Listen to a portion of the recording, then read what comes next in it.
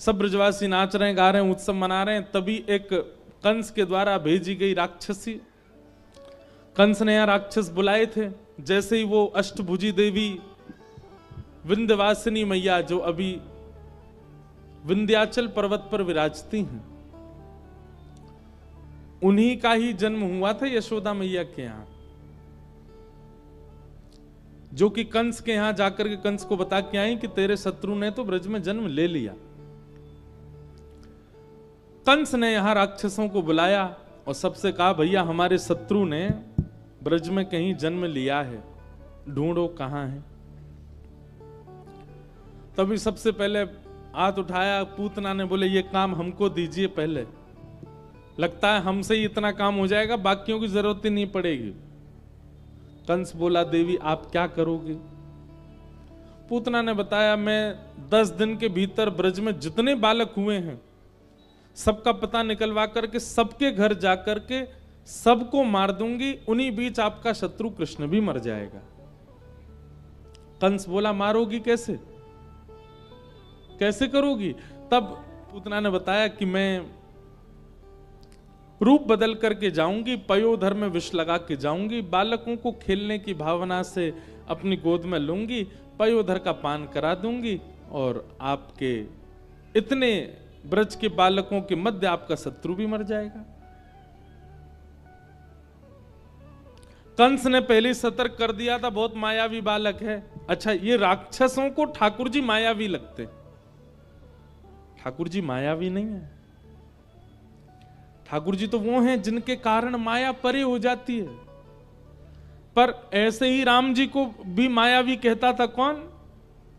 रावण, बनवासी मायावी राम। ऐसे ही कंस भी मायावी कहता है, परंतु ठाकुर जी मायावी नहीं, माया से परे हैं। माया का मतलब क्या होता है? संसार की वह व्यवस्था जिसके प्रति अति आकर्षण आपका हो जाए, उसको माया कहते हैं।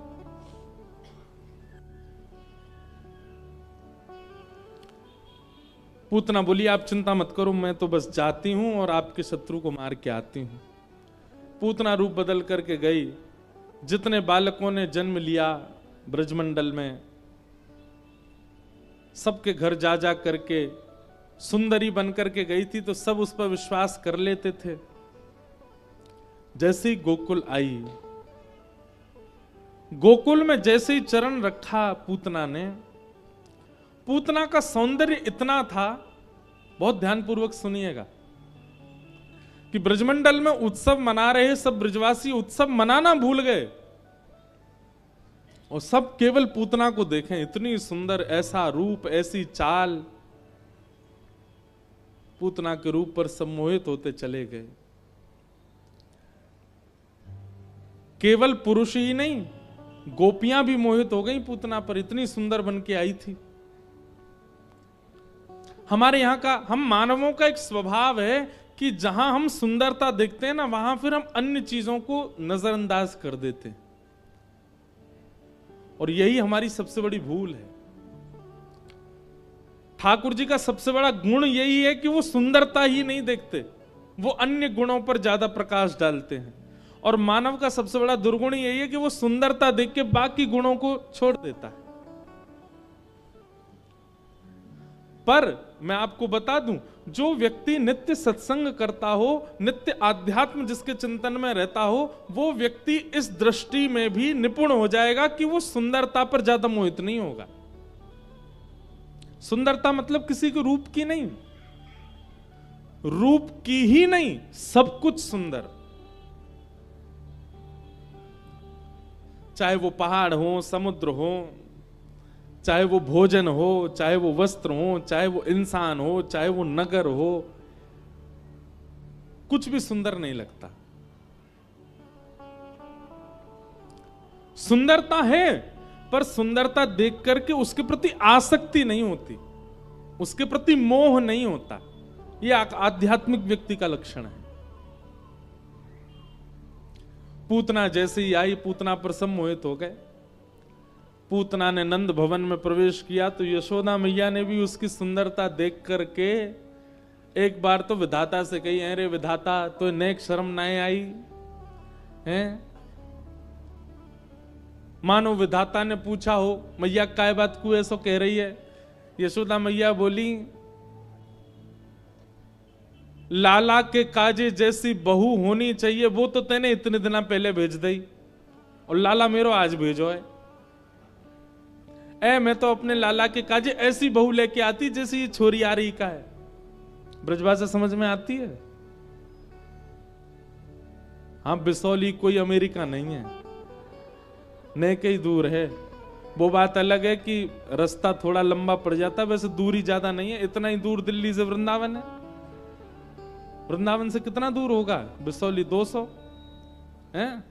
हाँ, तो 160 दिल्ली है। तो बस रास्ता डबल हो जाए तो उतना ही समय लगेगा, ज्यादा समय नहीं लगेगा।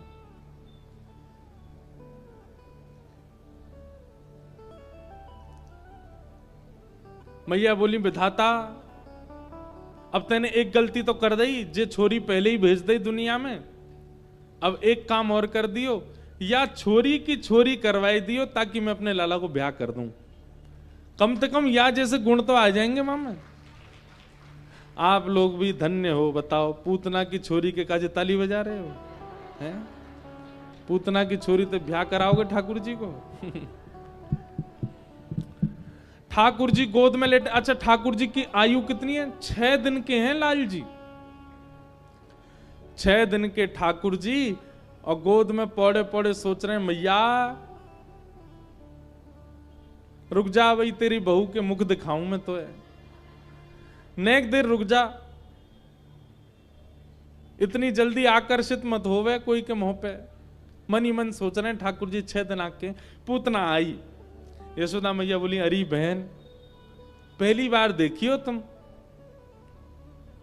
पूतना बोली, हाँ जी, मैं पास के गांव ते आई हूं। मुझे पता चली कि आपके लाला भयो है, तो वह लाला को आशीष देवे आई हूं। यशोदा मैया बोली, अरे आपको ही लाला है, ले आओ। और देते देते पूछ भी रही हैं, अच्छा ब्याह है गयो आपको? पूतना बोली, हाँ ब्याह तो है गयो। अच्छा, बालक बच्चे भय कि ना भय? बुरे ना है, अभी तो ना है भाई, अभी ब्याह भयो मेरो। अगर लाली है जाए तो मुझे निमंत्रण जरूर दे दियो। पूतना भी मन ही मन सोच रही है, जे का ख्वाब बना रही है। मैया के मन में तो ये भावना है कि पूतना को एक अंश भी या की लाली में आ गए तो वो कितनी सुंदर होगी। सोचो कितनी सुंदर बन के गई पूतना। यशोदा मैया सामान्य नहीं है। यशोदा मैया ठाकुर जी का पालन करने वाली एक प्रकार से आचार्या हैं। वो किसी पर मोहित हो रही हैं तो सोचो पूतना का रूप कितना सुंदर होगा। यशोदा मैया ने लाला दिए, कोई काम से यशोदा मैया चली गई बाहर, और पूतना को अवसर मिल गया। पूतना ने जैसे ही ठाकुर जी को देखा, मैं यहां एक बात कहता हूं बंधुओं, लीला एक बात है, पर इस लीला से हम कुछ सीख रहे हैं ना, वो समझिएगा। पूतना का कितना बड़ा दुर्भाग्य है कि पूतना को सबने देखा, पूतना पर सब आकृष्ट हो गए, पर जिसको आकृष्ट करना चाहिए था वो आकृष्ट नहीं हुआ। ठाकुर जी को जैसे ही पूतना ने देखा, 6 दिन के ठाकुर जी ने छोटे छोटे हाथों से ऐसे अपनी आंख बंद कर ली, पूतना को नहीं देखा। अरे ये संसार रीझ है। एक बात हमारी लिख लीजिएगा, कहीं आपके पास में लिखने की सामग्री हो तो, आज आपसे विश्व रीझ रहा है तो यह बात निश्चित है कि एक दिन यही विश्व आपकी निंदा भी करेगा।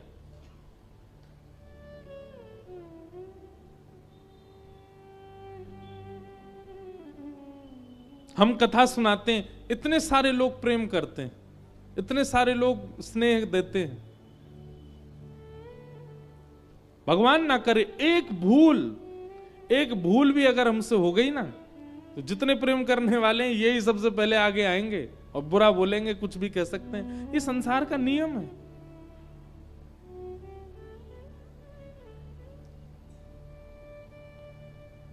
उस संसार को रिझाने के प्रयास क्यों करना, प्रयत्न क्यों करना? हम कथा 9 साल से कर रहे हैं, 18 वर्ष की आयु से कथा कर रहे हैं, और वही कथा कर रहे हैं जो 9 साल पहले करते थे, पर सुनने लोग अब लगे। पहले नहीं सुन रहे थे इतना, अब तो 1 साल से तो ऐसी हालत हो गई, कहीं चले जाओ वहीं इतने लोग आते कथा सुनने। हम सोचते हैं यार इतने साल से कथा कर रहे थे, अभी सुनने लगे।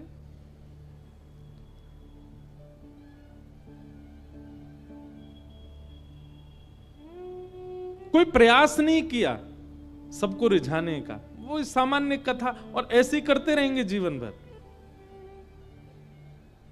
कुछ साल बाद अगर नहीं भी सुनेंगे तो भी हमारा कर्म ऐसे ही चलेगा, क्योंकि ये बात वास्तविक है कि अगर व्यक्ति आपसे जुड़ा है तो बिछुड़ने के लिए ही जुड़ा है। ये बात जिस दिन आप पहचान जाओगे उस दिन संसार में आप कभी दुखी नहीं रह सकते। बहुत स्नेह मिलने पर ज्यादा प्रसन्न फूलना नहीं, और अपमान हो जाने पर दुखी होना नहीं। यह संसार का एक सूत्र है, और यह केवल आध्यात्म पद से ही आप सीख सकते हो। तो संसार रीझे उसके लिए ज्यादा प्रयत्न मत कीजिए। हां, माता पिता को प्रसन्न रखो, भाई बंधुओं को, घर के परिवारी जनों को प्रसन्न रखो, लेकिन सब आपसे रीझ जाएं, कोई आपसे निराश ना हो, कोई आपसे दुखी ना हो, सब आपके चहेते हो जाएं। ऐसी इच्छा रखने वाले व्यक्ति को बहुत जल्दी अपमान का बोध होता है। बहुत सम्मान की इच्छा रखने वाले को ही अपमान का बोध होता है, और जिसको सम्मान की इच्छा ही नहीं होती उसका अपमान कर भी दिया जाए तो नहीं पता चलता उसको मेरा अपमान हुआ। हमारे पूज्य पिताजी महाराज के गुरुदेव अनंत श्री विभूषित श्री रामानुज प्रपन्नाचार्य गुरु जी, जिनकी स्मृति में दिसंबर में कथा हम लोग कराते हैं। एक बार वृंदावन में बहुत बड़ी धर्म सभा हुई। मैं तो केवल 6 महीने का था जब गुरुदेव भगवान प्रस्थान कर गए थे, मुझे ज्यादा उनका अनुभव नहीं। तो एक बार वृंदावन में बहुत बड़ी धर्म सभा हुई, और उस धर्म सभा में हरिद्वार, वृंदावन, अयोध्या, काशी, सब जगह से बड़े बड़े विद्वान और संतों का आगमन हुआ। और उस धर्म सभा का अध्यक्ष बनाया गया पूज्य गुरुदेव भगवान को, पूज्य गुरु जी। हजारों की तादाद में भीड़ बैठी थी, बड़े बड़े संत ऋषि, काशी, अयोध्या।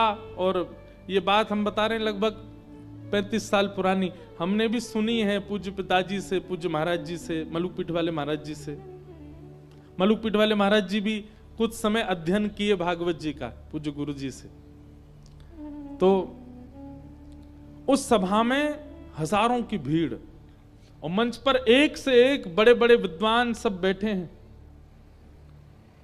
और हमारे गुरुजी, पिताजी महाराज के गुरुजी, वो जैसे ही आए तो इतने सामान्य रहते थे कि पिताजी कभी उनके वस्त्रों पर यदि प्रेस करवा देते थे ना, तो गुरुजी उन कपड़ों को कुएं के पानी से धो के, निचोड़ के, सुखा के फिर पहनते थे। बोले हमको ज्यादा चटक मटक मत पहनाओ। हमारी माता जी कभी ज्यादा अच्छा भोजन बनाती तो रोटी और सब्जी में पानी मिला देते। क्यों? कहते बोले जीव का भरोसा नहीं है, ज्यादा स्वाद भरा खिला दिया तो रोज मांगेगी, इसलिए हम उसका स्वाद ही बिगाड़ देते हैं। रोटी को भिगो के खाते थे, और सब्जी अगर ज्यादा स्वाद लगती थी तो उसमें पानी मिला देते थे कि कहीं हमारी जीव को आदत नहीं पड़ जाए अच्छा खाने की। ऐसे महापुरुष, उन्हीं की कृपा से हम बैठे हैं व्यासपीठ पे। तो उस धर्म सभा में पहुंचे। अब उनके वस्त्र ऐसे थे, वो चलते फिरते भी ऐसे थे कि देखने में लगता था कि कोई सामान्य व्यक्ति है। तो जैसे ही वो आगे आने लगे, बार बार मंच से उच्चारण हो रहा था, सेवा कुंज वाले गुरुजी श्री रामानुज प्रपन्नाचार्य गुरुजी अगर आ गए हों तो मंच पे आ जाएं, वे अध्यक्ष हैं आज के उत्सव के। अब वो जैसे ही आगे आने लगे तो 4-5 लोगों ने उनके वस्त्र आदि देख के सोचा है ऐसी कोई दीनहीन सा व्यक्ति है, वहीं बैठा दिया, यहीं बैठ जाओ, कहां जा रहे हो आगे। तो गुरुजी बेचारे पीछे ही बैठ गए। बहुत देर हो गई सब प्रति। अब वो उठ के कहना तो चाह रहे भाई मैं ही अध्यक्ष हूं, लेकिन इतनी दीनता, सरलता, वहीं बैठ गए। उनको किसी ने आगे आने नहीं दिया। सभा प्रारंभ हो गई। अब सभा में किसी ने कहा बोले भैया सेवा कुंज वाले गुरुजी को देख के आओ, अभी तक आए नहीं। एक महापुरुष निकल के पीछे से जाने लगे, तभी देखा तो जहां हजारों लोगों ने जो आए थे सबने चप्पलें उतार रखी थी, उन्हीं बीच में गुरुजी बैठे थे और चुपचाप बैठ करके वहीं से सुन रहे थे सभा को। जो महापुरुष गए ना, उनके नेत्र सजल हो गए, दंडवत हो गए, बोले आपकी दीनता को प्रणाम है गुरुदेव। ये बात हम क्यों बता रहे हैं? क्योंकि उनका उद्देश्य संसार को रिझाना है ही नहीं। अगर होता तो बन के रहते, ठन के रहते, आगे बढ़ के रहते। उनका उद्देश्य श्री हरि को रिझाना है। पूतना कहां पीछे रह गई? वो संसार को रिझाने की भावना से आई थी। वो गोकुल वासियों को, भगवान की मैया को और सब रिश्तेदार नातेदार उसके रूप पर रीझ करके उसको ठाकुर जी के पास ले जाए, इसीलिए तो वो सुंदर बन के आई थी। उसका उद्देश्य भगवत प्राप्ति या भगवत प्रसन्नता नहीं था। होता भी कैसे राक्षसी है, पर हम उससे ये सीखें कि लोक रंजन की भावना यदि है तो याद रखिएगा कृष्ण रंजन नहीं हो पाएगा, और कृष्ण रंजन की भावना होगी तो लोक रंजन बिल्कुल नहीं हो पाएगा। आप सामान्य ही रहोगे, आप सहज ही रहोगे, आप सीधे साधे ही रहोगे, आपसे बनावटी हो ही नहीं पाएगा। पूतना का दुर्भाग्य था कि इतने पास आकर के भी ठाकुर जी के नेत्रों की अधिकारिणी नहीं बन पाई पूतना।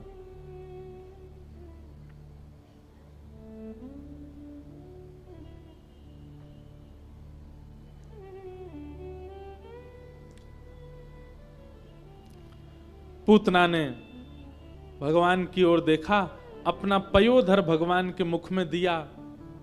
भगवान ने उसके विष को पिया, दुग्ध को पिया, रस तत्वों को पिया, और पीते पीते पीते पीते ठाकुर जी ने प्राण शमम रोष समन्वितो पिबत, जैसे ही पयोधर से उसके प्राण पीने प्रारंभ किए, पूतना का सौंदर्य धूमिल होने लगा, राक्षसी वेश में परिवर्तित होने लगी।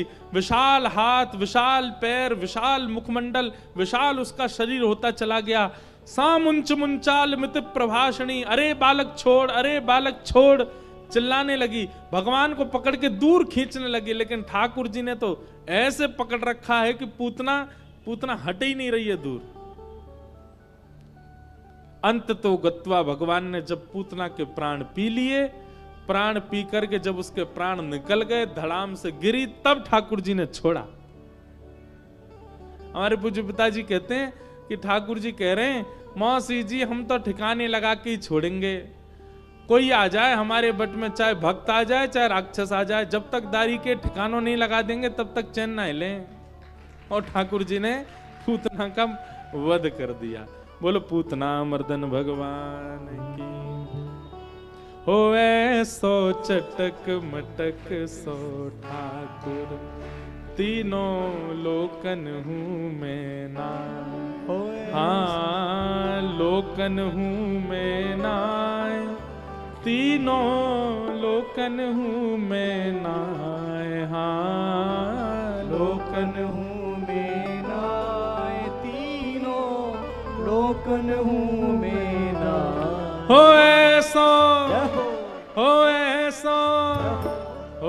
ऐसो चटक मटक सो ठाकुर, तीनों लोकन हूँ मैं ना।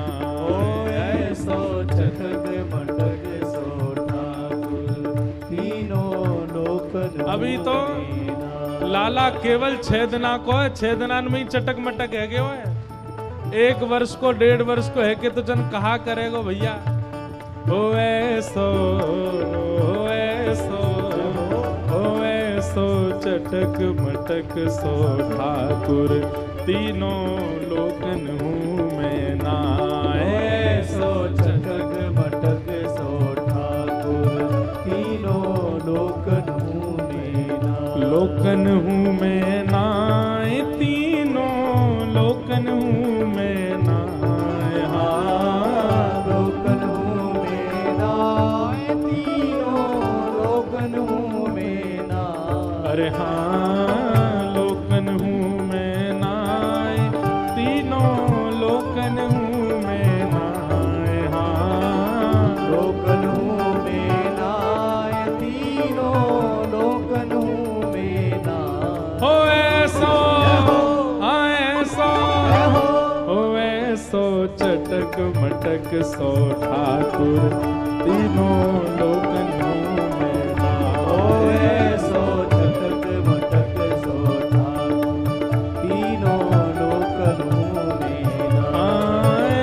ऐसो चटक मटक सो ठाकुर तीनों लोकन में नाय। हो ऐसो चटक मटक सो ठाकुर तीनों लोकन में। कैसे हैं ठाकुर जी?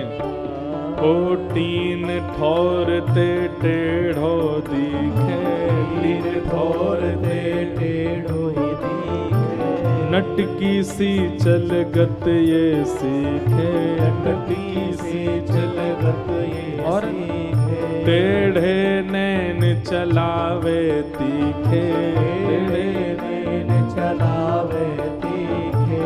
सब देवन को देव, हाँ सब देवन को देव। ओ सब देवन को देव तो ये ब्रज में घेरे गाय। हाँ सब देवन को देव तो ये ब्रज में घेरेगा।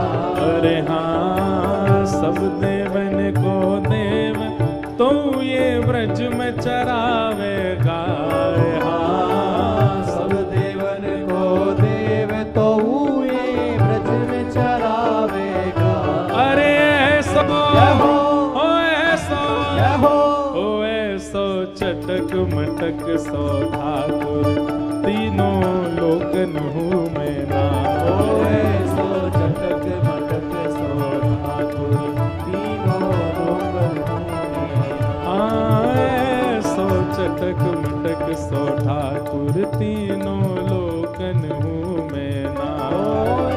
ऐसो चटक मटक सो ठाकुर तीनों लोकन में। बोल नंद के लाला की।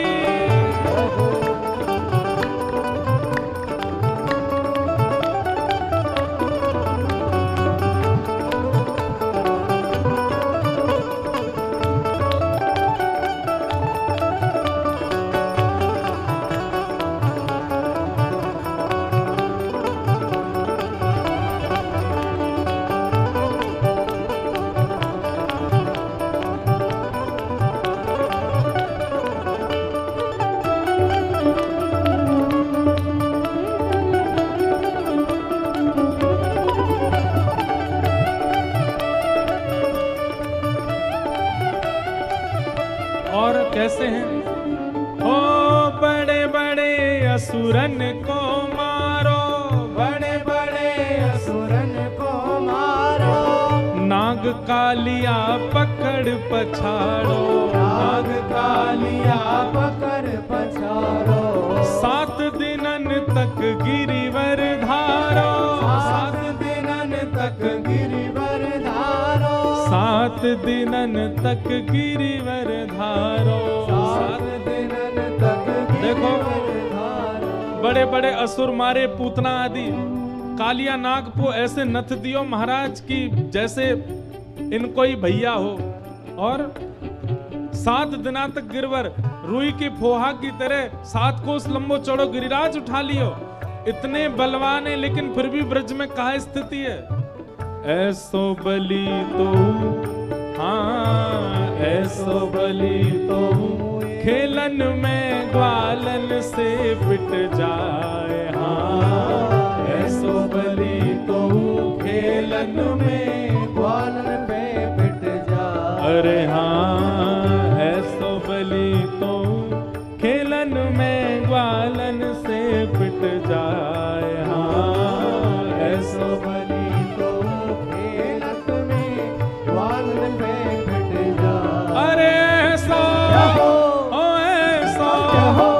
ऐसो चटक मटक सो ठाकुर तीनों लोकन हूँ मैं नाय। ऐसो चटक मटक सो ठाकुर तीनों लोकन हूँ मैं। ऐसो चटक मटक सो ठाकुर तीनों लोकन हूँ मैं नाय।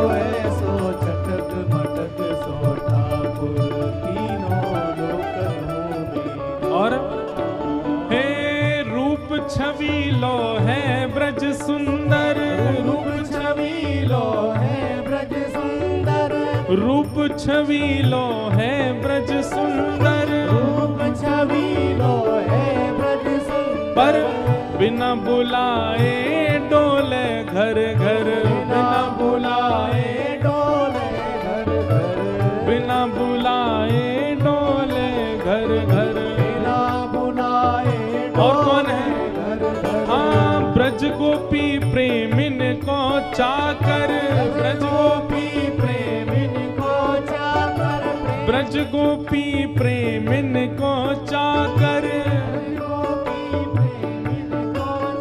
हाँ ब्रज गोपी प्रेमिन को चाकर, हाँ ब्रज गोपी प्रेमिन को चाकर। ऐसो प्रेम बढ़्यो माखन की चोरी करके खाए, हाँ ऐसो प्रेम बढ़ो माखन की चोरी करके खाए। अरे हाँ, ऐसो प्रेम बढ़्यो माखन की चोरी करके खाए, हाँ ऐसो प्रेम बढ़ो माखन की भुजा उठा के कहो, ओ ऐसो, ओ ऐसो, ओ ऐसो चटक मटक सो ठाकुर, तीनों लोकन हूँ मैं नाय। ऐसो मटक सो ठाकुर, तीनों लोकन हूँ मैं। हाँ, ऐसो चटक मटक सो ठाकुर, तीनों लोकन हूँ मैं नाय। ऐसो चटक मटक सो ठाकुर, तीनों लोकन हूँ मैं। गोविंद बोलो हरि गोपाल बोलो, गोविंद बोलो हरि गोपाल बोलो, ब्रज के कुमार हरि गोविंद बोलो, ब्रज के कुमार हरि गोविंद बोलो, हे ब्रज के कुमार हरि गोविंद बोलो, ब्रज के कुमार हरि गोविंद बोलो, हरि गोविंद बोलो गोपाल बोलो, गोविंद बोलो हरि गोपाल बोलो, हरि गोविंद बोलो हरि गोपाल बोलो। गोविंद बोलो हरि गोपाल बोलो, ओ नंद जी के लाला हरि गोविंद बोलो, नंद जी के लाला हरि गोविंद बोलो, ओ यशोदा के लाला हरि गोविंद बोलो, नंदी के लाला हरि गोविंद बोलो, हरि गोविंद बोलो गोपाल बोलो, हरि गोविंद बोलो हरि गोपाल बोलो, गोविंद बोलो हरि गोपाल बोलो, गोविंद बोलो हरि गोपाल बोलो, हरि गोविंद बोलो गोपाल बोलो। गोविंद बोलो गोपाल बोल कृष्ण कन्हैया लाल की।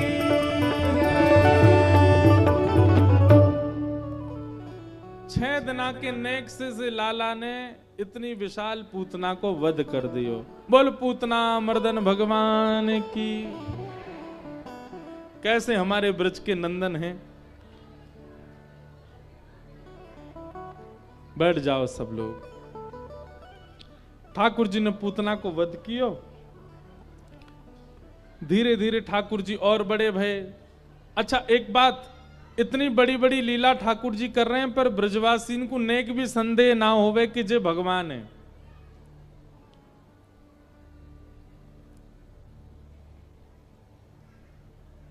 मात्रा जिस भाव की ज्यादा होती है, संदेह भी वहीं होता है। जहां प्रेम अनंत होता है ना, वहां संदेह नहीं होता, वहां संशय नहीं होता, वहां शक नहीं होता। मैया आप बोलना बंद कर दो, अब कथा सुन लो। कौन सी बोल रही है ये? भाव से सुनो। संदेह संशय शक वहीं होता है जहां प्रेम कम हो, पर प्रेम की मात्रा ज्यादा होती है, वहां पर संशय नहीं होता, संदेह नहीं होता, वहां तो प्रेम होता है बस। और एक बात हमारी बहुत ध्यान से सुन लो, हमारी प्रेम की बातों को आप लोग बिल्कुल भी दुनियादारी से मत जोड़ लिया करो। कई लोग अपने प्रेमियों के प्रति हमारी बातें रख देते हैं, संसार में ये प्रेम वाली बातें संसार की नहीं है, ये ठाकुर जी के प्रति प्रेम की चर्चाएं हैं। इसलिए इन प्रेम की भावनाओं को वहीं व्यवस्थित करना। ठाकुर जी के प्रति संशय ब्रजवासियों को नहीं होता। पूतना मार दी भगवान ने। सब ब्रजवासी कह रहे हैं, बोले भैया हमारे ब्रज की बड़ी महिमा है, हमारे ब्रज को बड़ो भाव है, या ब्रज भूमि में बड़ो तप है, बड़ो बल है, राक्षस आमे या ब्रज के तप को सहन ना कर पावे, सोई मरे ही जाए अपने आप ही। अब ठाकुर जी कैसे समझाए, बोले मैंने मारे हैं। पूतना मार दी। धीरे धीरे ठाकुर जी अब 3 महीना के है गए। 3 महीना के लाला को करवट उत्सव मनाया हो गए। अब ठाकुर जी करवट बदलने लग गए। यशोदा मैया ने करवट उत्सव कियो। वह करवट उत्सव में सक्टासुर नाम का दैत्य आया। बहुत ध्यानपूर्वक सुनिएगा, ये सक्टासुर कौन है? सकट कहते हैं बैलगाड़ी को। बैलगाड़ी को सकट कहते हैं, और उसके ऊपर जो असुर आया था उसी का नाम है सक्टासुर। यशोदा मैया ने भीड़ भाड़ से बचा करके लाला को एक सकट के नीचे कपड़ा बांध करके वहां में पौड़ाए दियो, वहां में सुबाई दियो। उसी सकट के ऊपर सक्टासुर आ गया। यशोदा मैया तो अपनी काम में व्यस्त है गई। ठाकुर जी ने मन में विचार कियो, सक्टासुर दैत्य आयो, या को वध कर दूं। भगवान ने अपने चरण उठा करके और बैलगाड़ी में मारो, बैलगाड़ी पलट गई, टूट गई, सक्टासुर को वध है गया। बंधु एक बात ध्यान से सुनिएगा। एक आचार्य बहुत सुंदर वर्णन कर रहे थे कि सकट क्या है? बैलगाड़ी। बैलगाड़ी 2 पहियों पर टिकती है। तो ये बैलगाड़ी 2 पहिए ये क्या है? ये गृहस्थाश्रम है, और गृहस्थाश्रम के 2 पहिए होते हैं, पति और पत्नी। यदि वो समभाव से रहेंगे, प्रेम भाव से रहेंगे, एक दूसरे को समझ करके रहते हैं, तो गृहस्थाश्रम रूपी बैलगाड़ी जो है वो सही तरीके से चल पाती है। एक पहिया छोटा एक पहिया बड़ा हो, या एक पहिया थोड़ा पतला एक पहिया चौड़ा हो, तो निश्चित है कि बैलगाड़ी ढंग से चल नहीं पाएगी। दोनों पहिए समान होने चाहिए। और फिर सबसे विशेष बात, पहिए भी समान है, बैलगाड़ी भी बढ़िया, लेकिन बैल भी तो होना चाहिए। बैल का मतलब क्या है? वृषभ। वृषभ यानी धर्म। धर्म यदि आगे नहीं होगा तो आप अपने गृहस्थ आश्रम में कहीं ना कहीं चूक सकते हो।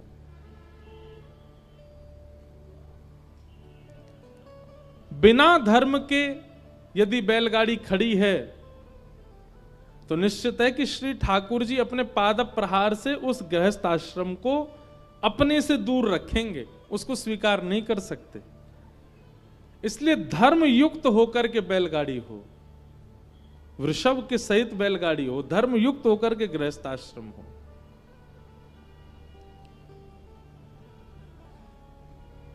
सब भाव बड़े सुंदर हैं, समझने योग्य हैं।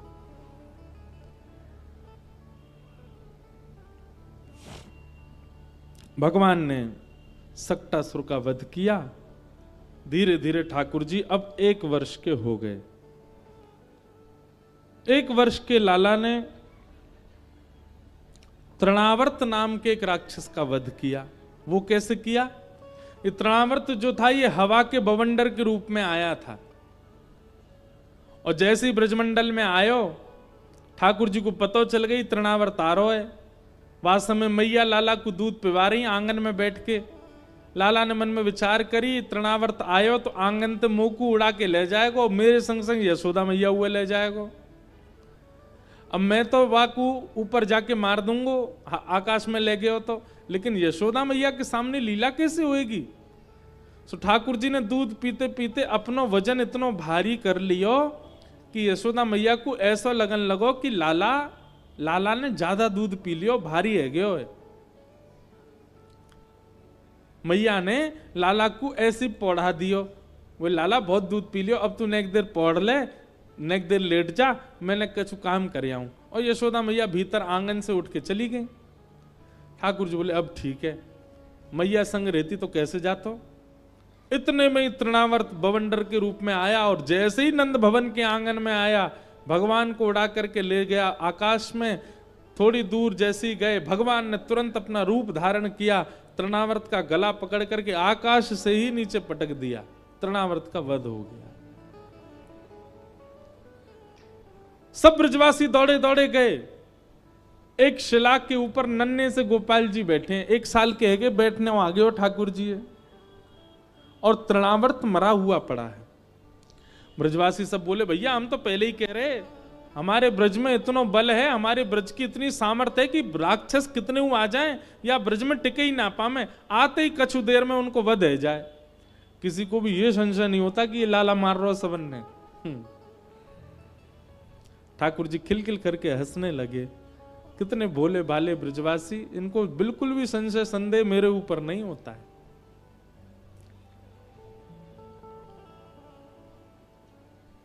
मैया मन में विचार करने लगी, इतने राक्षस आ गए, जादना से लाला को जन्म भयो है, और देखो तो लाला 1 वर्ष को है गयो, अभी तक या को नामकरण संस्कार ना भयो। नंद रानी यशोदा नंद बाबा से जाके कह रही हैं, आप कुछ करो ना, हमारे कुल पुरोहित कब आवेंगे, लाला को नामकरण संस्कार कब होएगा। नंद बाबा बोले देवी हमने सांडिल मुनि से बहुत निवेदन किया है, पर सांडिल मुनि कहीं बड़े व्यस्त हैं, आवे में बड़ी दिक्कत है, उनके अनुष्ठान चल रहे हैं, और वही हमारे कुलगुरु कैसे बुलावे। अब तभी खबर सुनाई दी कि ब्रज में श्री गर्गाचार्य जी महाराज आए। अब देखो गर्गाचार्य जी जो है ना, ये वसुदेव जी के कुल पुरोहित हैं। नामकरण कुल पुरोहित से ही होना चाहिए, और श्री कृष्ण वास्तव में पुत्र वसुदेव जी के ही हैं। लेकिन नंद बाबा को यह बात थोड़ी पता है। नंद बाबा गए, गर्गाचार्य जी को प्रणाम किया, सब बात बताई, हमारे कुल पुरोहित सांडिल मुनि बड़े व्यस्त हैं, आ ही नहीं पा रहे हैं, बालकों का अभी तक नामकरण संस्कार नहीं हुआ, कृपा करके आप समय निकाल करके चलें और बालकों का नामकरण कर दें। गर्गाचार्य जी बोले ठीक है हम चलेंगे, और श्री गर्गाचार्य जी महाराज आए।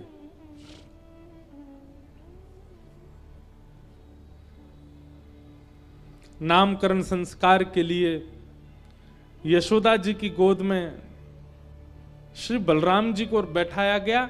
अब ये भी एक लीला ऐसी सुनाते हैं कि रोहिणी और यशोदा मैया मन में ऐसा विचार कर रही हैं कि जी हमारो कुल पुरोहित तो है ना है, ये गर्गाचार्य जी हमारे कुल पुरोहित तो है ना, और हमारे एक ही लाला है, वहां को कहीं उल्टो सीधो नाम धर गया तो बाबा, या की परीक्षा ले ली जाए, ये वास्तव में कुछ जाने की ना है। तो यशोदा मैया ने अपनी गोद में बलराम जी लिए और रोहिणी मैया ने अपनी गोद में ठाकुर जी लिए, और दोनों मैया अदला बदली करके बालकों की बैठ गईं गौशाला में। गर्गाचार्य जी नामकरण करने के लिए जैसे ही बैठे, वसुदेव जी श्री नंद बाबा बोले हमारे श्री वसुदेव जी आजकल आपको पता हो कंस के कारागृह में, उनकी बड़ी पत्नी रोहिणी जी ये हमारे यहाँ रहे में, आप कृपा करके इनके बालक को नामकरण संस्कार पहले करो, इनको बालक बड़ो भी है, हमारे लाला थे। गर्गाचार्य जी वर्णन कर रहे हैं, नामकरण कर रहे हैं। बोले आपने कहा कि बड़ी पत्नी बड़ी बहू ये है वसुदेव जी की, पर इनका पुत्र वो नहीं है जो इनकी गोद में बैठा है, इनका पुत्र तो वो है जो यशोदा की गोद में बैठा है। ये सुनते ही यशोदा मैया और रोहिणी मैया दोनों प्रसन्न है गई, बोले सांचो है बाबा, जाने कोई बात ना, अब हमें मन में संतोष है कि लालान को नामकरण बढ़िया ही करके जाएगो। और यशोदा मैया की गोद में बैठे हुए लाला को देख करके श्री गर्गाचार्य जी बोले, अयम ही रोहिणी पुत्रो रमयन सुहृदो गुणै आख्यास्यते राम इति वलाधिक्याद्बलं विदु। यशोदा मैया की गोद में जो बालक बैठा है, इसका नाम मैं राम रखता हूं। बलराम जी का नाम राम रखा गया। मैं इस बालक का नाम राम रखता हूं, पर बल की अधिकता होने के कारण सब इसको बलराम कहेंगे। बोलो बलराम जी महाराज की। वास्तव में बलराम जी का मूल नाम राम रखा गया। और जैसे ही रोहिणी मैया की गोद में बैठे हुए नंद नंदन को देखा गर्गाचार्य जी ने, गर्गाचार्य जी के तो आंख खुली रह गई, मुंह खुले रह गए, हाथ वहीं स्थिर हो गए, सांस लेनी बंद हो गई, बिल्कुल पलक भी नहीं झपक रहे, स्थिर मानो शव की तरह, एक जीवित लाश की तरह हो गए। थोड़ी देर तो यशोदा मैया रोहिणी मैया देखती रही, बाबा अब बोलेगो अब बोलेगो अब बोलेगो, लेकिन मुंह खुला है, आंख खुली है। यशोदा मैया ने तुरंत गर्गाचार्य जी को हाथ पकड़ गई, बाबा पधार गए का। गर्गाचार्य जी की समाधि टूटी। बोले मैया समाधि में चला गया था मैं। यशोदा मैया बोली ऐसी ऐसी समाधि मत लगाओ, हमें तो यूं लगी कि बाबा पधार गए हो, चिता की व्यवस्था करें। गर्गाचार्य जी बोले नहीं, ये त्रातक समाधि है मैया। त्रातक समाधि में व्यक्ति के नेत्र खुले होते हैं, व्यक्ति का मुख खुला होता है, श्वास रुक जाती है, धड़कन रुक जाती है, लेकिन वो जीवित ही होता है। मैया बोली भले, अब या लाला को नामकरण कर दो। वास्तव में श्री गर्गाचार्य जी महाराज समाधिस्थ क्यों हुए, समाधि में क्यों गए? ठाकुर जी के रूप को देखते ही श्री गर्गाचार्य जी को अनुभव हो गया कि सामान्य बालक नहीं। और ध्यान में चिंतन होने लगा शंख चक्र गदा पद्मधारी श्रीमन नारायण का। वे समझ गए कि ये बालक कोई सामान्य नहीं है, साक्षात श्री ठाकुर जी का स्वरूप है, उन्हीं का ही श्री अंग है। गर्गाचार्य जी यशोदा मैया को बताना चाहते हैं कि मैया आपका ये बालक सामान्य नहीं है, साक्षात नारायण है। लेकिन गर्गाचार्य जी की समाधि में ही ठाकुर जी ने गर्गाचार्य जी से कह दिया, बोले कि ये सत्यता मैया को नहीं बताना कि मैं भगवान हूं, क्योंकि प्रेम में एक स्वभाव होता है प्रेम का कि प्रेमी अपने महत्व को अपने प्रेमियों के आगे छुपाता ही है। प्रेम का यह स्वभाव है कि प्रेमी अपने प्रेमियों के आगे अपने महत्व को छुपाता है, अपने महत्व को, अपने प्रभाव को जहां पर बहुत ज्यादा प्रकाश कर दिया जाता वहां प्रेम नहीं होता।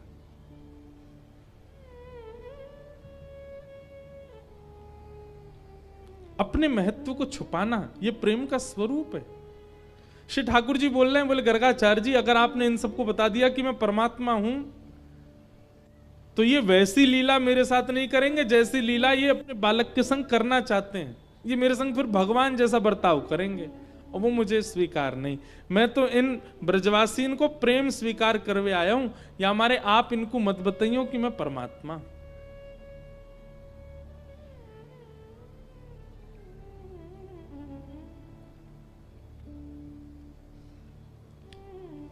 गर्गाचार्य जी कहना तो चाहते थे कि ये नारायण साक्षात हैं, परंतु भगवान के मना करने पर श्री गर्गाचार्य जी ने केवल इतना कहा, नारायण समो गुणी है। आपका ये बालक नारायण के समान गुण वाला है। इसलिए मैया कभी ये कुछ विशेष काम करे, कुछ विशेष लीला करे, तो आप इस पर ज्यादा संशय मत करना, ये नारायण के समान गुण वाला है। और गर्ग संहिता आदि में तो इतना भी लिखा है कि उन्हीं गर्गाचार्य जी ने किशोरी जी का नामकरण किया और किशोरी जी का नामकरण करके वहां वृषभानु जी को और यहां नंद बाबा को, दोनों को बता दिया कि आपके बालक आपस में एक दूसरे की आह्लादनी शक्ति और प्राण हैं। यदि कभी कोई दिव्य लीला आपको लाला करे तो वृषभानु जी की लाली श्री किशोरी जी को जाके सामने थाड़ो कर दियो, उन्हीं की कृपा से यहाँ को बल बढ़तो ही रहेगो। ऐसा भागवत में नहीं, गर्ग संहिता आदि ग्रंथों में है।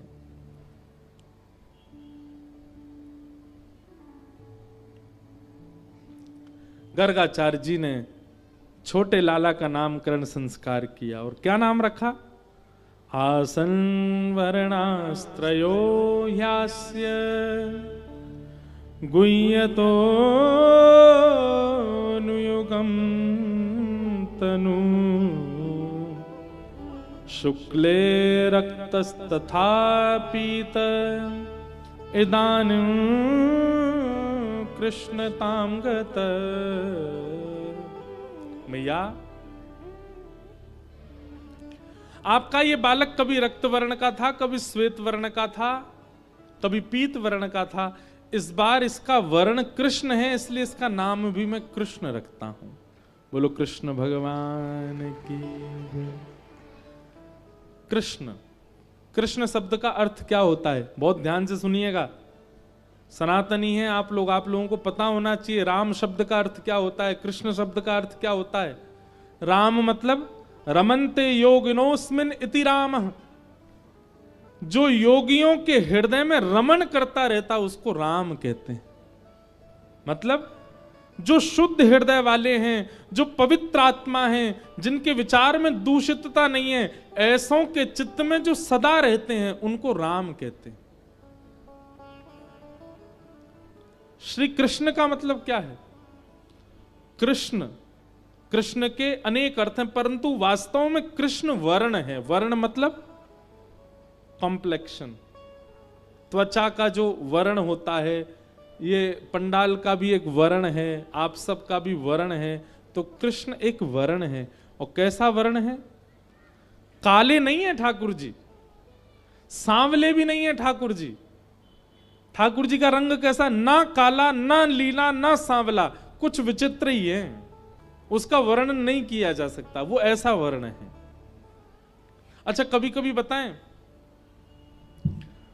पूर्णिमा की रात्रि पर जब आप चंद्रमा के आसपास के आप आकाश को जब देखोगे,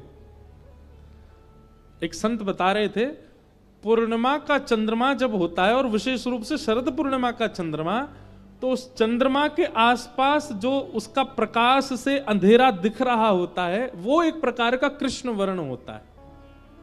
मतलब ठाकुर जी का वर्ण तो काला है, पर उसमें से एक ओज प्रकाश जैसा निकलता रहता है, इसलिए वो काला स्पष्ट नहीं है, कृष्ण है। एक महापुरुष कह रहे थे कि विश्व में जितने रंग हैं, सब रंगों को मिला दो, घोल दो आपस में, जो रंग निकल के आएगा वो कृष्ण वर्ण है। ठाकुर जी का वर्ण कृष्ण है। तो पहला अर्थ कृष्ण का वर्ण, दूसरा अर्थ कृष्ण का क्रस्तु भूवाचक, नस्तु निवृत्तिवाचक। बहुत ध्यान से सुनना। कृष मतलब पृथ्वी पर रहने वाले को कृषि कहते हैं।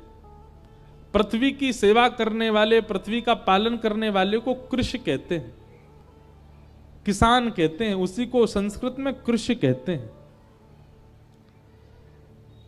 एक प्रकार से केवल किसान को ही कृषि नहीं कहा जाता, पृथ्वी पर जन्म लेने वाले, पृथ्वी से अपना पालन पोषण करने वाले हर मानव को कृषि कहा जाता है, कृषि।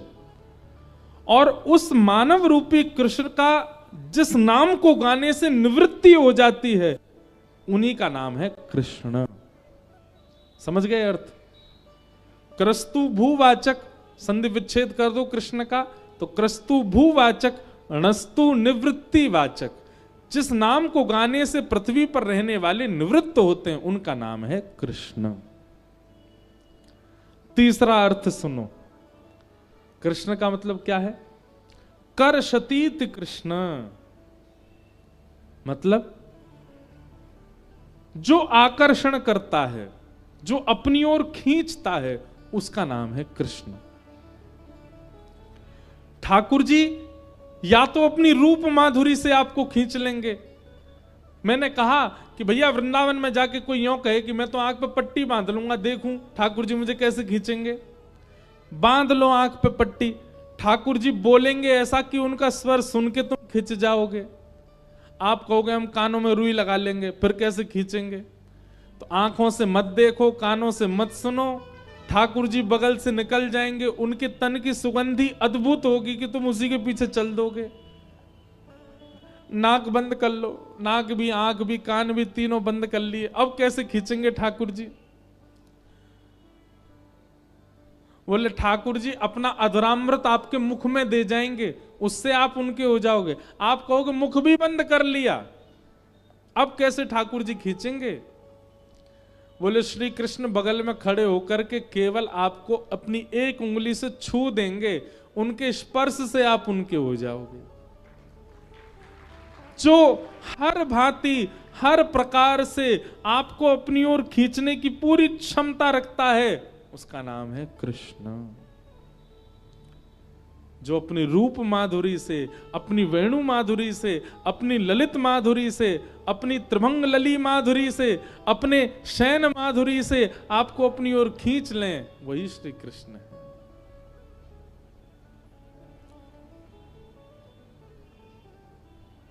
इसलिए भगवान का नाम रखा गया कृष्ण। ठाकुर जी का नाम कृष्ण रखा। अब धीरे धीरे लाला 3 बरस के है गए और 3 साढ़े 3 बरस की जैसी आयु भई लाला की, मानो शरीर में हड्डी नहीं है, स्प्रिंग है, स्प्रिंग। ऐसे उछलते हैं, ऐसे कूदते हैं, इतना ऊधम मचाते हैं, इतना ऊधम मचा, पूरी गोकुल की नाक में दम अधर कर रखा पूरा गोकुल ठाकुर जी ने, अकेले ठाकुर जी ने। श्रृंग्यग्निदं शशिजलद्विजकण्टकेभ्य क्रीडा परावति चलौ स्वसुतौ निषेद्धुम् गृह्याणि कर्तुमपि यत्र न तज्जनन्यो शोकातयापतुरलं मनसो वनस्थाम्। बहुत ध्यान से सुनो, ठाकुर जी के ऊधम कैसे हैं। सबसे पहले बताया श्रृंगी, भगवान गैयाओं के सींग पे चढ़ जाते हैं, छोटे से हैं ठाकुर जी, नेक से और बैठी भाई गैया के सिर के पास जाएंगे, वहां के सींग को पकड़ लेंगे और वह गैया के सींग को हिलामेंगे। दूसरी तरफ से बलराम जी पकड़ लेंगे, तो दोनों भैया पकड़ करके वहां के सींग को हिलामें। नेकात देर तो गैया सहती रहे, नेकात देर में जैसे ही गैया खड़ी है जाए और जैसी गैया खड़ी होवे सोई ठाकुर जी को झूला बन जाए। पाम तो लटक गए, सींग तो लटक रहे हैं, और थोड़ी देर तो महाराज वह गैया तक कहेंगे और गैया और जोर तक घुमा दे हमें, और जोर तक घुमा ला दूर दूर तक। दाऊ दादा देख कैसे जोर को झूला बनो हमारो। और गैया खूब घुमाती ठाकुर जी को यहां से वहां, ठाकुर जी लटके लटके आनंद लेते हैं। लेकिन नेकात देर में महाराज गैया के सींग में लगे लगे घी, ठाकुर जी नंद बाबा यशोदा मैया गैयान के सींगन में घी को लेपन करें। सो नेक देर तो ठाकुर जी की मजबूती बनी रहे, नेक देर बाद जब ठाकुर जी के हाथ ढीले होने लग जाएं, घी के कारण चीखने हैं कि फिसलवे लग जाएं, सोई ठाकुर जी के अरे गैया रुक जा, अरे गैया रुक जा, बैठ जा, देख हम गिरवे वारे हैं, हम गिर गए तो 2 ही दांत निकल के आए, जरूर टूट जाएंगे, जल्दी बैठ जा। और गैया कहां बैठे, गैया को भी लगे कि लाला बड़े दिला में हाथ पड़े, आज तो ठिकाने लगाए कि छोड़ूंगी। अरे मैया देख, अरे बाबा देख तेरी गैया हमें मार रही है, अरे बाबा जल्दी आ जी, गैया हमें मार रही है, जल्दी बचाओ। ठाकुर जी बचाओ बचाओ चिल्ला में, नंद बाबा यशोदा मैया दौड़े, ओहो जल्दी चलो लाला गौशाला चलो गो, गैया के नीचे नहीं आ जाए। गैया देखे यशोदा मैया आवेगी, लाला को ले जाएगी, बाद से पहले मैं अपना काम कर दूं। सो गैया क्या करे, ठाकुर जी को लेके वहां दौड़ के जावे जहां गोबर को ढेर पड़ो है, और गोबर के ढेर के ऊपर जाकर के ठाकुर जी के देख देख देख गैया अभी नहा के आया हूं मैं, मेरो श्रृंगार क्यों मैया ने, यहां मत गिर दियो मैं, और गैया जोर जोरते अपने सिर हिलावे, सोई ठाकुर जी को हाथ छूट जाए और गरे गरे तक ठाकुर जी गोबर में धस जाए। केवल मुख बाहर है, बाकी सब लोग गोबर में धस गए। मैया के लाला, ओ कन्हैया कहां है तू? ठाकुर जी गोबर में चिल्ला रहे, मैया यहां हूं मैं। मैया दौड़ के जावे, अरे लाला कितनो नभाव, एक तो 7 दिना में 1 दिना तो नहावे, और वहां नहावे के बाद में या गोबर में आके गिर जाए। मोकू तो लगा लाला तू पूर्व जन्म को सूकर दिखे, घूम फिर के गोबर में ही खेलवे आ जाए। मैया ने लाला निकारे, और लाला निकार करके ऐसे दूर करके मैया चल रही है, पूरे गोबर में लदे हुए हैं। बोलो मैया तेने मुंह को दूर का कर रखो, गोद में बैठा ले। बोले हाँ तेरो गोबर मुंह में लग जाएगा। सोई ठाकुर जी जोर जोर से रोने लगे। नंद बाबा बोले लाला कहा भे? बोले मैया मुंह को हृदय से नहीं लगा रही। अब तो मैं तब नहाऊंगा जब सब मुंह को हृदय से लगावेंगे। मतलब ठाकुर जी को भाव का है, मैं अकेलो गोबर में नहीं, सब संजाओ।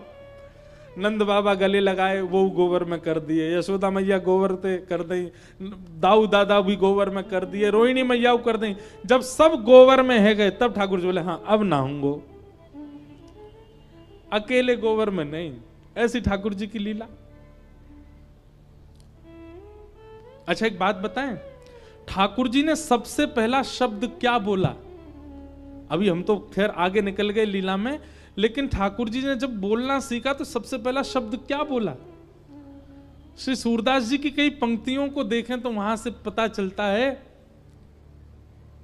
एक बार यशोदा मैया लाला को गोद में लेकर के बोली, लाला कन्हैया, नेक बोलियो मैया। सो ठाकुर जी मैया नहीं बोले, मैया की ओर देखते रहे।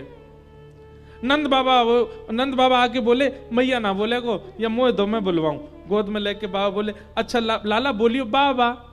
ठाकुर जी नहीं बोले बाबा। इतने में बलराम जी आ गए, बोले ये पूरे दिन मेरे संग खेले, मेरो नाम बोले को। लाला को गोद में लेके बलराम जी बोले लाला बोलियो भैया। ठाकुर जी नहीं बोले। मैया ने फिर से गोद में ले ली, बोले ना ये मैया ही बोले को सबसे पहले, लाला बोल मैया। इतने में ही गौशाला की एक गैया सामने से जा रही। सो ठाकुर जी ने जैसे ही गैया देखी, सो नेक्स्ट से ठाकुर जी अपनी भुजा उठा करके बोले गैया। और जैसे ही ठाकुर जी ने कही गैया, अब तो यशोदा मैया ने नगाड़े बजवा दिए पूरे ब्रजमंडल में। अब तो सबरी गोपी आई हैं। सब गोपी बोली कहा भे हो मैया? बोले आज मेरो लाला पहली बार बोलो है। कोई बोली कहा बोलो मैया, कोई बोली अरे ना बाबा बोलो को, कोई बोलो भैया बोलो का। मैया बोली आज मेरे लाला ने सबसे पहले शब्द बोलो गैया। गैया। और गैया बोलवे के बाद फिर ठाकुर जी ने मैया भी बोली, बाबा भी बोली, भैया भी बोली। अब सब गोपी आ करके अपना नाम बुलवा रही हैं। लाला मेरो नाम भी बोल दे। तो तोतली सी वाणी में ठाकुर जी पे जितना बुल पावे उतना बोले। अब गोपीन के नाम प्राचीन काल में नाम भी तो बड़े बड़े होते थे। कोई गोपी बोले लाला बोलते मिस्त्री देवी। ठाकुर जी मिच्ची मिच्ची कर दें। नेक्स्ट से लाला। एक गोपी आई, वा को नाम बड़ो भयानक पाने के बोल लाला बोलियो चारू लता। ठाकुर जी वा की तरफ घूर के देखने लगे, बावड़ी समझ में ना आवे, अभी बोलना सीखूं मैं, कैसे बोल दूंगा इतनी जल्दी। ऐसे ठाकुर जी की बाल लीला चल रही है। और बंधुओं इन लीलाओं को आकाश से 33 कोटि देवता देख रहे हैं और ब्रजवासियों को बार बार प्रणाम कर रहे हैं। बोले धन्य हैं ब्रज के लोग जिनके यहां हमारे श्याम सुंदर त्रिलोकी नाथ ऐसी लीला कर रहे हैं। अग्नि, द्यमष्टि। अब द्यमष्टि का भाव इतना सुंदर लगता है। ठाकुर जी एक दिन रोने लगे। यशोदा मैया बोली लाला का भयो, तू काय को रो रहे? बोले मैया मेरे संग बहुत बड़ा अत्याचार भयो। कितने बड़े हैं ठाकुर जी? 3 वर्ष के हैं। 3 वर्ष के लाला रो रहे हैं, आंख लाल पड़ गई, मोटे मोटे अश्रु गिर रहे हैं। यशोदा मैया बोली लाला कहा अत्याचार भयो तेरे संग? बोले मैया कल हमारी गौशाला में एक गैया ने बछड़ा को जन्म दियो। भैया बोली अच्छा। और मैया मैंने आज सवेरे जाकर के देखी, वाकई तो दांत निकल ही आए। और मैं मैया 3 साल को है गो, मेरे अभी तक दांत ही ना निकले, 4 दांत निकल के आए मैया। बस मैया मेरे संग बहुत बड़ा अत्याचार भयो। मैया बोली अरे लाला तू खावे पीवे ना है। ठाकुर जी बोले मैया मुझे सब पता है, जे मेरी गलती ना है, जे तेरी गलती है। मैं तेरे गर्भ में जब हतो तेने खावे पीवे में कंजूसी करी होगी, तभी मेरे जन्मते दांत ना आए। यशोदा मैया अंक में भर ले, कहें लाला ऐसी बात मत करे कर, तो मोरी नजर लग जाएगी काउ देना। काउ देना ठाकुर जी अपनी चोटी पकड़ लें, बोले मैया मेरी चोटी कब बढ़ेगी।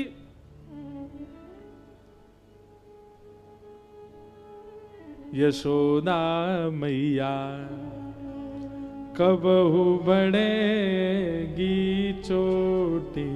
यशोदा मैया कबहू बढ़ेगी चोटी। यशोदा मैया कबहू बढ़ेगी चोटी। यशोदा मैया कबहू बढ़ेगी चोटी। किते बेर मोए दूध पीवत भय। किते बेर मोहे दूध पीवत भय। किते बेर मोए दूध पीवत भय। बेर मोहे दूध पीवत भय। यह अजहू है छोटी यशोदा मैया। यह अजहू है छोटी यशोदा मैया कबहू बढ़ेगी चोटी। यशोदा मैया कबहू बढ़ेगी चोटी। ये सब सूरदास जी के पद हैं। सूरदास जी ठाकुर जी की लीला का दर्शन करते हैं और दर्शन करके बताते हैं। अब ये चिंतन करने वाला पद है। विचार कीजिएगा क्या क्या लीला चल रही है। क्या कह रहे हैं, मैया देख बलराम की चोटी कितनी बड़ी। बोले कितनी बड़ी है। बोले ये काढ़ भी ले, वाकू गुह भी ले, वाकू नभावत भी ले, और देख कैसी नागिन जैसी लहराती रही है कि चोटी हो। मेरी नेक्सी सी है मैया, मेरी चोटी चौना है बढ़ रही। यशोदा मैया बोली तू मक्खन खावे, दही खावे, दूध ना पीवे, या मारे तेरी चोटी ना बढ़ रही है। ठाकुर जी थोड़ी देर घूमते घामते आए। बोले मैया मुझे पता चल गया मेरी चोटी क्यों ना बढ़ रही। मैया बोली बताइए लाला क्यों ना बढ़ रही। तब ठाकुर जी कह रहे हैं कांचो दूध मोहे पिबावत। कांचो दूध मोहे पिबावत। यशोदा मैया से लाल जी कह रहे मैया बड़ो है ना बलराम, वहां से तेरो ज्यादा लगाव है, और दूसरी बात वो गोरो भी है। वाको तो तू पका पका के दूध पिवा दे और मुकू कच्चो दूध पिवावे, या मारे मेरी चोटी ना बढ़ रही है। अब समझ में आई मैया तेरी बात मुकू। यशोदा मैया बोली लाला तेरी बात तो ऐसी है। सूरज चिरचिवो दो भाई, हरिहल धर की चोटी। यशोदा मैया कबहू बढ़ेगी चोटी। सूरदास जी कह रहे हैं दोनों भैयान की ऐसी लीला चले। यशोदा मैया बेर बेर समझावे लाला को, और लाला ऐसी मधुर मधुर वाणी ते मैया को चित्त हरण कर रहे हैं। एक दिन ठाकुर जी सब ग्वाल बालन के संग खेल रहे, तो ग्वाल बालन में खेलते खेलते ने खाता पाई है गई। सो ठाकुर जी ने जोरते मधुमंगल श्रीदामा को धक्का दे दियो। दोनों गिर पड़े, गिर के रोने लगे। ठाकुर जी बोले भैया तू रोकाई को रोए, खेल में तो हाथापाई है जाए, इतनी जोर से काय को रो रहा है? वो लाला मेरी तो कमर में लग गई, मेरे पाम में लग गई। ठाकुर जी बोले लगे तो मेरे भी है, लेकिन मैं तो ना रू। तो मधुमंगल बोलो, वो लाला तू तो बड़े घर को है, दूध पीवे, घी खावे, मक्खन खावे, तो काय की लगेगी? हम बेचारे गरीब घर के, हमें कहां खावे को मिला है? ठाकुर जी बोले तुम्हें काय को ना मिला खावे को? अरे भैया हम गोकुल में रह में, यहां हर घर में 1000 गैया हैं। तुम्हारी गैया दूध ना देवे, दही मक्खन तुम्हारे घर ना होवे? मधुमंगल श्री राम बोले होवे तो है लाला, लेकिन कंस ने नियम लगा रखो है, ब्रजवासी इतनो ही रख सके, वहां से अधिक यदि हमारे घर में होवे तो हमें मथुरा जाके जमा करवाना पड़े, हम रख ना सके लाला, कंस ने निर्देश दे रखो है। ठाकुर जी ने मन में विचार किया कि या दुष्ट कंस ने सब ब्रजवासी को अधिकार छीन रखो है। ठाकुर जी बोले अभी तो मैं 3 बरस का हूं, मेरी बात कोई मानेगा नहीं, और जब तक मैंने एक बड़ा होऊंगा तब तक इनकी आदत बन जाएगा कंस को देनो, तो कहा करूं? सो ठाकुर जी बोले यदि कंस को देवे वालों कर चोरी है जाए, चोर वा को चुरा ले, तो कंस को देनो ही नहीं पड़ेगा। और तभी ठाकुर जी ने नियम बना दिया, हाँ भाई सबरे ध्यान से सुनो, राजी राजी घर से मक्खन नहीं मिलेगो, दूध नहीं मिलेगो, दही नहीं मिलेगो, कंस के काजे सब रखो जाएगो, तो हम चोरी कर करके खाएंगे। मधुमंगल श्रीदामा तनसुका मनसुका धनसुका सबरे ठाकुर जी के सखा बोले लाला तो एक कहा जरूरत है, तेरे घर में तो तेरे यहां कोई नियम ना है, क्योंकि नंद बाबा राजा हैं ब्रज के, इसलिए नंद बाबा के लिए नियम नहीं है, हम तो ब्रजवासी, हमारे काजे तो नियम है। ठाकुर जी बोले नहीं, मैं अपने सखान को उनको अधिकार दिलाऊंगा, उन्हीं के घरन से चोरी कर करके माखन दही दूध सबन को पवाऊंगा। मधुमंगल बोलो लाला तू जो कहेगो सो करेंगे, लेकिन चोरी ना करेंगे। ठाकुर जी बोले क्यों? मैया के चोरी करवे तो ब्याह ना होवे। ठाकुर जी बोले दारी के तेरो शरीर बनना है रो हैं, चोरी करवे तो ब्याह ना होवे। जब खावे को पीवे को ना और छोरी आके मना कर देगी या तो ब्याह ना कर रही मैं, तो हमारे ब्रज में पतले दुबले को पता क्या बोलते हैं? पतर पूछ रासो। क्या बोले? जैसे कोई पतलो दुबलो आ जाए तो बात कहें देख कैसो पतर पूछ रासो, पूछ जैसो पतरो। ठाकुर जी बोले पतर पूछ रासो है जाएगो, फिर कौन करेगो तो ते ब्याह, गद मदरासो है जा मेरे जैसो, और बाकी काजे तो दूध दही खानो पड़ेगो। मधुमंगल श्री राम बोले लाला तू जो कहेगो सब करेंगे, पर चोरी ना करेंगे। ठाकुर जी बोले ठीक है, तो कल से तुम लोग कहीं और खेलियो, मैं और दाऊ दादा कहीं और खेलेंगे। दूर जावे की बात करी सो सबरे दौड़े दौड़े आए, बोले लाला तू जो कहेगो सब करेंगे, लेकिन दूर मत जावे हमते। वो ठीक है, तो कल से चोरी शुरू। और ठाकुर जी ने एक संस्था बनाई, रजिस्टर्ड बाल गोपाल चौर प्रचार प्रसार मंडल, और वहां में जितने भी ब्रज के बालक हैं सब वहां में सदस्य हैं, और वह संस्था के अध्यक्ष हैं 3.5 वर्षीय श्री कृष्णचंद्र भगवान। मधुमंगल श्रीदामा 8 वर्ष के, 9 वर्ष के, 12 वर्ष के बालक भी हैं, लेकिन सब आकर के ढोक दें ठाकुर जी को, जे हमारे प्रेसिडेंट हैं। और नंद गांव में, गोकुल में यदि कोई नयो बालक जन्म ले तो महाराज ये वाकू बधाई देवे जामे, ये सबरे बाल गोपाल चौर प्रचार मंडल के सबरे बालक। और कहा लेके जाएंगे? गैया को गोबर, दूध, घी, मक्खन, दही, कंडा, ये सबरे बधाई में लेके जामे, और वह बालक को जाकर के नेक दूध पिवाए देंगे ठाकुर जी अपने हाथ से, और मंत्र और बोले, और गोबर तेवा को तिलक कर देंगे। गोपी कहेगी अरे लाला कहा कर रहे हो, अभी तो लाला को जन्म भयो। बोले दट जा, 2 वर्ष बाद जी हमारी मंडली में शामिल होएगो, अभी तो या को तिलक करके जा रहे हैं। और 2 वर्ष तक ठाकुर जी के सबरे सखा ये ध्यान रखेंगे कि बाकी ट्रेनिंग चलती रहे, ज्यो ज्यो चलना सीखे।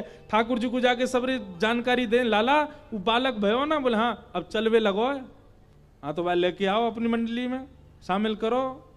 कहां कितनी चोरी कैसे करनी है, ऐसे ठाकुर जी की लीला चल रही है। 3 सेना चलती है ठाकुर जी के संग, वायु सेना, थल सेना, जल सेना। वायु सेना तो बंदरन की है। बंदर कहा करें, छत से एक दूसरी छत्तन पर कूद कूद के जाएंगे और छत्तन से ही खिड़की में से झांक के देखेंगे कहां नयो मक्खन निकल रहा है, और वहीं से ठाकुर जी को जोर जोर से चीख चीख के संदेशों दे देंगे, लाला या पल्ले घर में दौरी गैया के दूध को मक्खन निकसो, आजा। जल सेना कौन सी है? बोले कछु ग्वाला ऐसे हैं उनके घर बीच में ही पड़े हैं चोरी वाले मार्ग में, तो वो जमुना जी में तैरते भय जामे, वो जल सेना। और थल सेना में ठाकुर जी के अगल बगल में चलेंगे सबरे, जय जयकार करते भय, बोल नंद के लाला की जय, बोल यशोदा के लाला की जय। सब गोपी निकर निकर के आ जाएं, ग्वाल बाल सब जय जयकार करते चले, बोल नंद के लाला की जय, कृष्ण कन्हैया लाल की जय, यशोदा के लाला की जय, छैल छगनिया ठाकुर की जय। और कोई गोपी यूं ही खड़ी रहे, जय नहीं बोले, सो ग्वाल बाल के जो ना बोले वहां में दे, जो नहीं बोल लो जय वही में दो। ऐसी ठाकुर जी की लीला। पूरी गोकुल की नाक में दम कर रखो महाराज ठाकुर जी ने। एक दिन सब गोपी ने मन बनायो और सब यशोदा मैया के पास गई लाला की शिकायत लेके। शुकाचार्य जी वर्णन कर रहे हैं कि वत्सान मुंचन क्वचिद समय क्रोश संजात हास स्तेयं स्वाददधिपयः कल्पितैस्तेयोगैः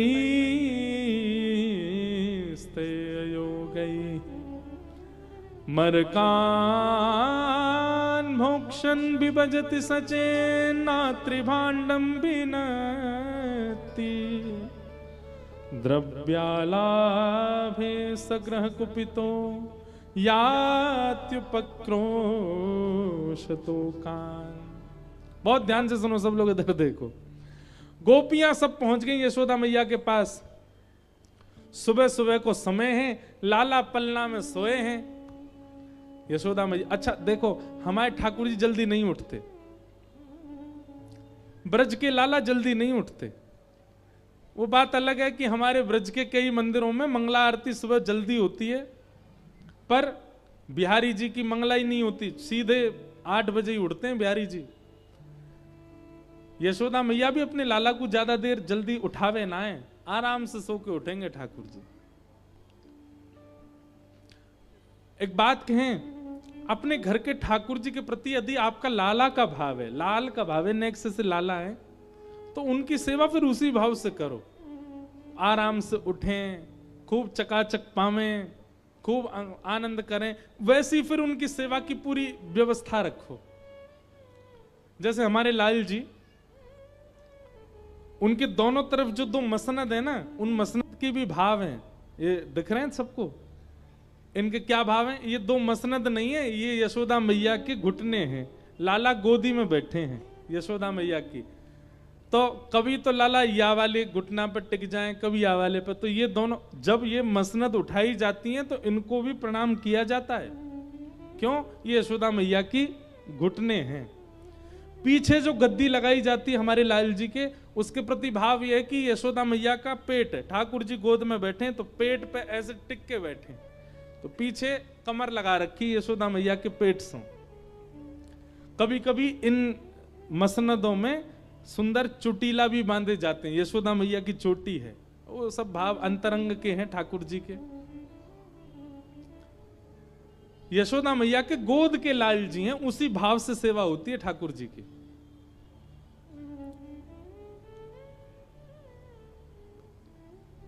तो जिनके भी घर के ठाकुर जी के प्रति भाव ऐसी है कि ये लाला हैं, आराम से उठाया करो ठाकुर जी को। और उठाते ही कहा करना, उठते पट दूध पियो। ठाकुर जी कैसे उठते हैं देखो, ठाकुर जी ऐसे नहीं उठते यशोदा मैया ने जाकर के चदरी हटाई दी ठाकुर जी उठ के बैठ गए, नहीं। चद्दर के भीतर यशोदा मैया हाथ डालेगी गर्म करके, और फिर अभी तो शीतकाल आ गया ना, अब शीतकाल में हमारे ठाकुर जी की अंगीठी आएगी, कोयला की अंगीठी रखते हैं ठाकुर जी के सामने, अब आप लोग अंगीठी मत रखना, क्योंकि उससे ऑक्सीजन लेवल कम होता है।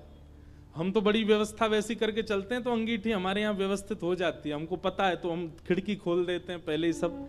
आप तो हीटर रखो और हीटर चलाओ, उस पर हाथ थोड़े तपाओ, थोड़े हाथ गर्म करके, फिर जब हाथ ने गर्म हो जाए तब ठाकुर जी को उठावे के काजे हाथ अंदर बढ़ाओ, और चद्दर जो ठाकुर जी को पहनाइए वही के भीतर ही हाथ ले जाओ, और बस धीरे धीरे चरण दबाओ, और धीमे धीमे, अभी लाइट वाइट मत जलाइयो, धीमे धीमे चरण दबा करके भावना रखो, लाल जी अब उठ जाओ, भोर रह गई है, सूरज निकल आयो है। सब वैष्णव जन आपके दर्शन के काजे खड़े हैं, देखो ग्वाल बाल सब द्वार पे खड़े हैं, आपको गैया चरावे के काजे बुला रहे हैं, लाला उठ जाओ। ऐसे ठाकुर जी को लोभ दो उठने के, और फिर उसके बाद चद्दर मुख से नीचे करो, और नीचे करते ही यशोदा मैया कैसे उठाती हैं, लाला को सिर जो है अपने हाथ में ले में, और दूध को पात्र सोते हुए लाला के मुख से ही लगा दें, दूध पीते पीते लाला उठे। ऐसे लाडले बिगड़े लाला हैं हमारे, ऐसे नहीं उठेंगे आजकल की मैया जैसे उठा में। मैया नेक सर अधर करेगी, मुख से दूध को पात्र लगावेगी, 2-4 घूंट जब भीतर चली जाएंगी, तब राजकुमार जी के नेक नेक आंख खुले, बोले हाँ अब भोर भई है। और फिर दूध पीते ही ठाकुर जी को लड्डू चाहिए।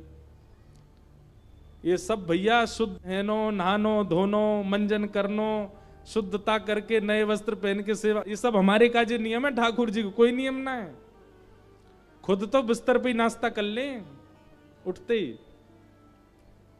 लेकिन ये वहीं हो सकता है जहां भाव की सेवा है, जहां प्रेम की सेवा है, जहां नियम की सेवा है, वहां ये नहीं करना है।